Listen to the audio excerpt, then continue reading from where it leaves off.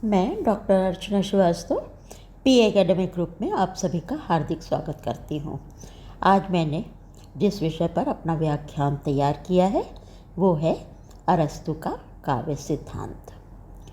प्लेटो एक दार्शनिक और कवि थे, वही उनके शिष्य अरस्तु एक वैज्ञानिक थे। अपनी कृति पोएटिक्स में अरस्तु ने अपने गुरु का जिक्र भले ही न किया हो, लेकिन उनकी स्थापना में उनके गुरु के ही सिद्धांतों का उत्तर दिखाई देता है। प्लेटो ने काव्य को असत, हीन और हानिकारक बताया, तो अरस्तु ने उसे सत, गंभीर और उपयोगी बताया। उन्होंने कहा, काव्य भाषा के माध्यम से प्रकृति का अनुकरण है। अरस्तु शिक्षा और आनंद को काव्य का प्रयोजन मानते हैं और प्रतिभा को काव्य हेतु के रूप में ग्रहण करते हैं। उनके विचार में अभ्यास भी काव्य का एक प्रमुख तत्व है। अरस्तु के दो काव्य सिद्धांत अत्यंत महत्वपूर्ण है। पहला अनुकरण का सिद्धांत और दूसरा विरेचन का सिद्धांत। आइए अब इन दोनों सिद्धांतों को समझते हैं। अनुकरण का सिद्धांत। अरस्तु के मत में काव्य और कला अनुकृति है। मनुष्य की जन्मजात प्रवृत्ति है अनुकरण, इससे इनकार नहीं किया जा सकता। मनुष्य अनुकरण के द्वारा ही सीखता है और अन्य प्राणियों से अलग भी होता है। बहुत सी वस्तुएं दुखदायी होती हैं, लेकिन कलाकृति के रूप में जब प्रस्तुत की जाती हैं तो वो आनंददायी अनुभूति प्रदान करती हैं। अरस्तु अनुकरण को प्लेटो की भांति नकल न मानकर वस्तु की पुनः प्रस्तुति मानते हैं। अरस्तु ने अनुकरण की 3 व्याख्याएं प्रस्तुत की हैं। पहला, वस्तु का चरित्र जैसा है उससे अधिक अच्छे रूप में। दूसरा, वस्तु का चरित्र जैसा है उससे निम्न रूप में। और तीसरा, यथावत रूप में। पोएटिक्स में अरस्तु ने अनुकरण को एक नए संदर्भ में प्रस्तुत किया। यहाँ पर कला न तो प्रकृति की सहायिका है, न समानांतर कार्य करने वाली है। यहाँ कला प्रकृति को बिंबात्मक रूप में प्रस्तुत करती है। अरस्तु की दृष्टि में प्रकृति मानवीय क्रियाकलापों की आंतरिकता का अनुकरण है। अरस्तु की दृष्टि वस्तुतः सौंदर्यवादी है, इसीलिए कवि के सृजन को वो श्रेष्ठ और मंगलकारी मानते हैं। अनुकरण प्रक्रिया में भाषा का विशेष योगदान होता है और भाषा संस्कार, उच्चारण और परिवेश से अनुप्राणित होती है। अरस्तु ने कला के मूल में अनुकृति को सहज वृत्ति के रूप में स्वीकृति दी है। वे कलाकार की कला को दर्पण में पड़े प्रकृति के प्रतिबिंब के रूप में नहीं देखते। वस्तुतः उनकी दृष्टि में कला प्रकृति और जीवन का पुनः प्रस्तुतिकरण है और यही कारण है कि अनुकृति नवीन, रोचक और प्रेरक बन जाती है। कुल मिलाकर अरस्तु की अनुकृति एक आनंददायिनी प्रक्रिया है। आइए अब विरेचन का सिद्धांत समझते हैं। भारतीय आयुर्विज्ञान का एक पारिभाषिक शब्द है विरेचन और यूनानी चिकित्सा विज्ञान में ये शब्द कैथारेसिस है। इसीलिए अरस्तु के इस विरेचन सिद्धांत को कैथारेसिस थ्योरी कहा जाता है। विरेचन अर्थात शुद्धि। पोएटिक्स के 6ठे अध्याय में ट्रेजेडी की व्याख्या में विरेचन की व्याख्या की गई है। आपको बता दें, ट्रेजेडी की बहुत ही विश्लेषणपरक व्याख्या अरस्तु के यहाँ मिलती है। वो मानता है कि विरेचन ट्रेजेडी से ही गुजर कर होता है।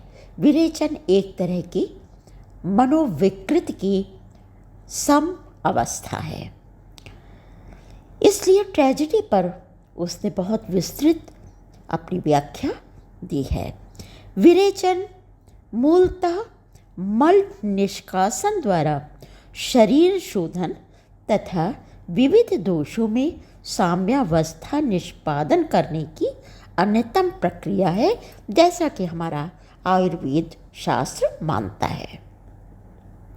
अरस्तु के विचार में कविता और विशेष रूप से त्रासदी, भय और करुणा की भावना या अन्य वासनाओं को उभारती व उत्तेजित नहीं करती, वरन सामाजिक जीवन और व्यवस्था में समस्याएं उत्पन्न करके कष्ट देती है। उनके विस्तार का रेचन हो जाता है।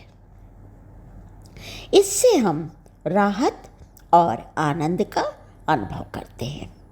मनुष्य स्वभावतः आनंदग्राही होता है। उसे जो चीज़ अच्छी लगती है उसको तो वो ग्रहण करता है, स्वीकार करता है, और जो चीज़ उसको दुख देती है उससे वो भागना चाहता है या उससे वो दूर होना चाहता है।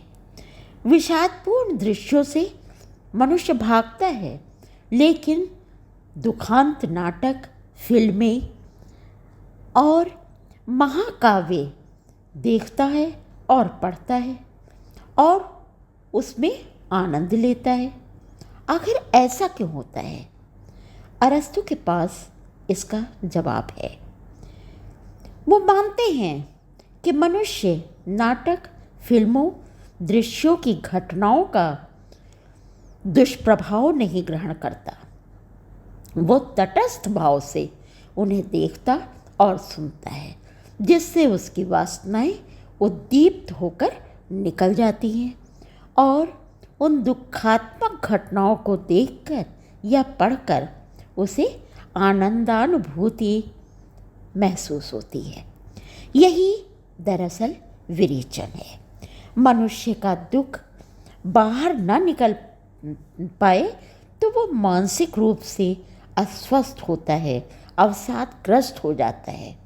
कविता, नाटक के माध्यम से ये कुंठित भावनाएं, वासनाएं बाहर हो जाती हैं और मन शांत और संवेदनशील बना रहता है। ये एक मनोवैज्ञानिक चिकित्सा पद्धति भी है। इस अर्थ में अरस्तु ने अपने दूसरे ग्रंथ पॉलिटिक्स में विरेचन के द्वितीय भाव की व्याख्या की। उन्होंने कहा, धार्मिक उन्माद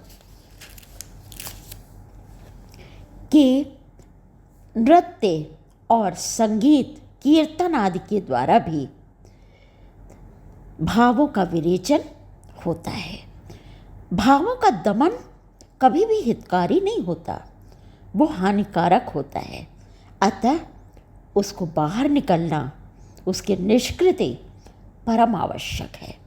विरेचन की प्रक्रिया आत्मा, बुद्धि और मन तीनों के लिए लाभप्रद हुआ करती है। विरेचन की विशेषताओं की ओर भी अरस्तु ने ध्यान आकृष्ट किया। पहला, विरेचन त्रासदी से ही संभव है। सुख में विरेचन नहीं होता। दूसरा, भय, करुणा के भावों का सम्यक नियोजन और प्रदर्शन आवश्यक है। तीसरा, घटनाओं एवं नायक के चयन के संबंध में बहुत सावधानी अपेक्षित होती है। चौथा, विरेचन दुखात्मक परिस्थितियों में होता है, किंतु इसकी परिणति सुखात्मक होती है। पांचवा, इससे कलात्मक ज्ञान, आनंदानुभूति, आत्म परिष्कार से नैतिक बल तथा धार्मिक संतुष्टि भी प्राप्त होती है। चिकित्सा शास्त्र के एक शब्द को अरस्तु ने सौंदर्य के एक अर्थपूर्ण स्थायी उपकरण के रूप में विश्लेषित कर दिया है। अरस्तु के अनुकरण और विरेचन की जो विशद व्याख्या की गई है वो सार्वकालिक और सार्वदेशिक है। ये एक तरह से मनोवैज्ञानिक चिकित्सा का भी काम करती है। एक विशेष बात यह है कि अरस्तु ने पहली बार काव्य वस्तु के साथ ही उसके रूप और शिल्प पर भी गंभीरता से विचार किया। उनके विचार प्रेरक और प्रासंगिक है। निश्चय ही यूरोपीय काव्य चिंतन में अरस्तु का अप्रतिम योगदान है। धन्यवाद। आपको हमारा ये वीडियो कैसा लगा? कमेंट बॉक्स में अपनी प्रतिक्रिया अवश्य दें तथा अगले व्याख्यान के लिए अपने विषय भी निर्धारित करें। धन्यवाद।